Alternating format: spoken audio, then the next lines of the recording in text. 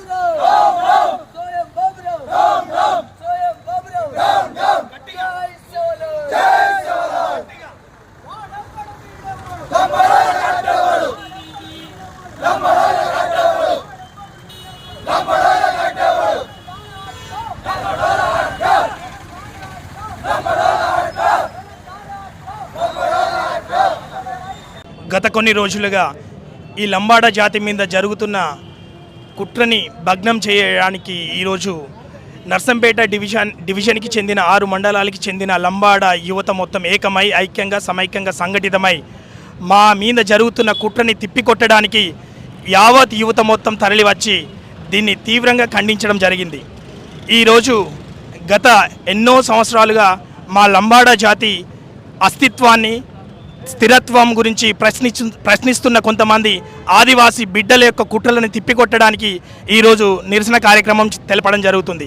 ఏదైతే కొన్ని అగ్రవర్ణాల రాజ్యాధికార ముసుగులో తెల్ల వెంకట్రావు కావచ్చు, స్వయం బాబురావు గారు కావచ్చు, మా జాతి మీద జరుపుతున్న ఈ తీవ్రమైన కుట్రని తీవ్రంగా వ్యతిరేకిస్తూ ఈరోజు లంబాడి జాతి యువకులందరూ నర్సంపేటలో వాళ్ళ యొక్క స్వరాన్ని వినిపించడం జరిగిందన్నమాట.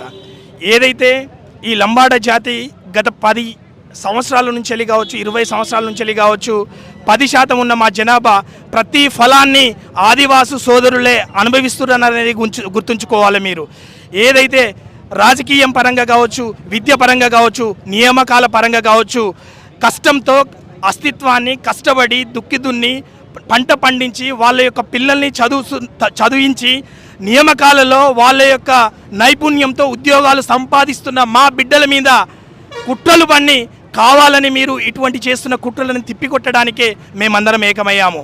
అరే ఆదివాసు సోదరులారా, గుర్తుంచుకోండి, ఈ లంబాడా జాతిని ఏ ఒక్క నాయకుడు కావచ్చు, ఏ ఒక్క బిడ్డలు కావచ్చు టచ్ చేయడానికి కూడా సాహసం చెయ్యలేని జనాభా మా తెలంగాణలో 40 నుంచి 50 లక్షల జనాభా ఉందనేది మీరు గుర్తుంచుకోవాలి.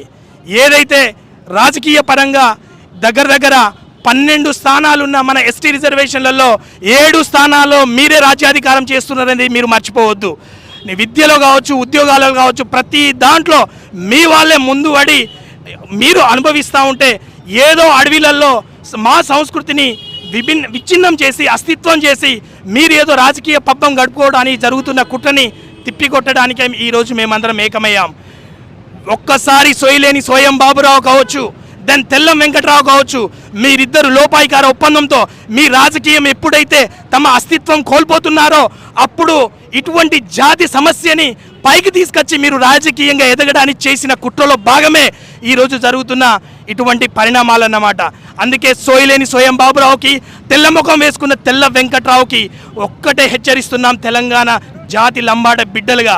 అరే మా జాతి యొక్క ఔన్నత్యాన్ని మీరు ప్రశ్నించడం కంటే మీ జాతి యొక్క బిడ్డల యొక్క అస్తిత్వం గురించి ఆలోచించి రాజకీయాలని పక్కన పెట్టి అన్నదమ్ములుగా జాతి బిడ్డలుగా ముందుకెళ్ళి మన యొక్క సమస్యల పరిష్కారం కోసం ఆదివాసులు కావచ్చు, లంబాడులు కావచ్చు, ఇద్దరు ఏకమై మన యొక్క రిజర్వేషన్ని 10% నుంచి 12% పెంచడానికి గవర్నమెంట్ మీద ఒత్తిడి తీసుకురావాలే తప్ప ఇటువంటి విచ్ఛిన్నం చేసి పాలకులుగా విభజించు పాలించు అనే తరుణంలో మీ యొక్క రాజకీయ స్వలాభం కోసం చేస్తున్న కుట్రని తిప్పికొట్టడానికి యావత్ నర్సంపేట యువత ఈరోజు ఏకమై ఖండిస్తున్నాం దీన్ని తీవ్రంగా.